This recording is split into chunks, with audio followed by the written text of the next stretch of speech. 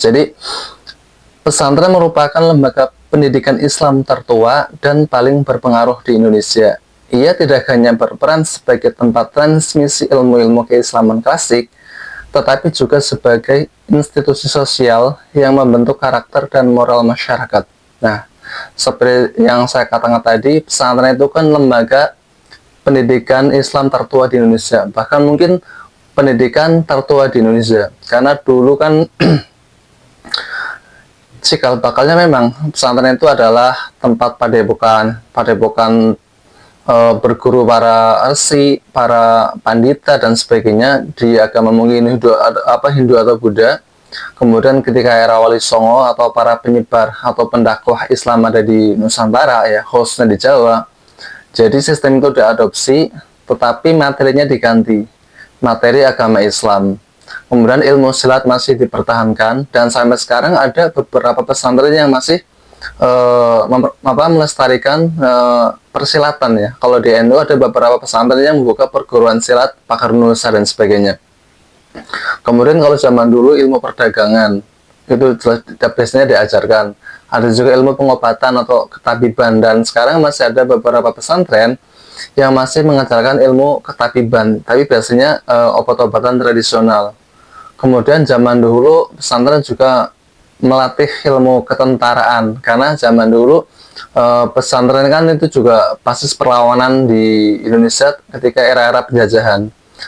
Kemudian di pesantren dulu juga diajarkan ilmu ketatanegaraan karena zaman dahulu yang mondok di pesantren itu kebanyakan anak raja atau anak sultan atau anak bangsawan.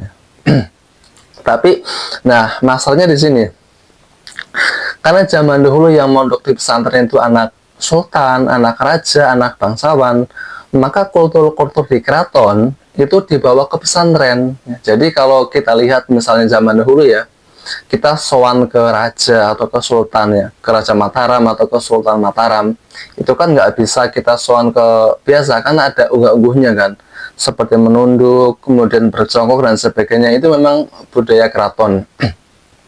Nah, ketika anak-anak bangsawan ini masuk ke pesantren, budaya itu dibawa ya.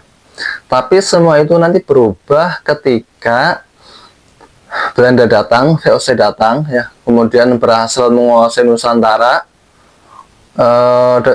Dan kemudian sekitar abad ke-18 ke-19 itu kan Belanda mulai membuka sekolah-sekolah yang dikhususkan untuk anak-anak bangsawan.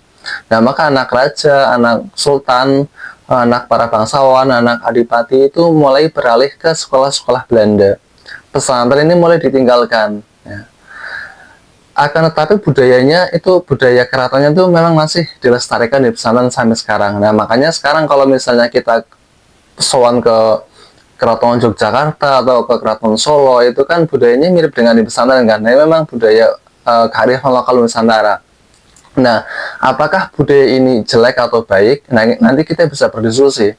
Apakah ini melanggar syariat atau tidak melanggar syariat? Nah, itu kita bisa berdiskusi. Tapi memang ulama-ulama kita ya itu kan membuka kaidah al-adatul muhakamah. Jadi adat itu bisa sebagai sumber inspirasi hukum ketika itu tidak bertentangan dengan syariat Islam. Nah, nanti kita bisa berdiskusikan. Karena video saya ini bukan untuk berdebat atau dan sebagainya ya. Itu nanti sudah banyak yang ahli, sudah banyak kiai dan gus yang menjawabnya. Nah, video saya ini fokusnya adalah untuk menjelaskan tadi asal-usul atau kultur budaya di pesantren.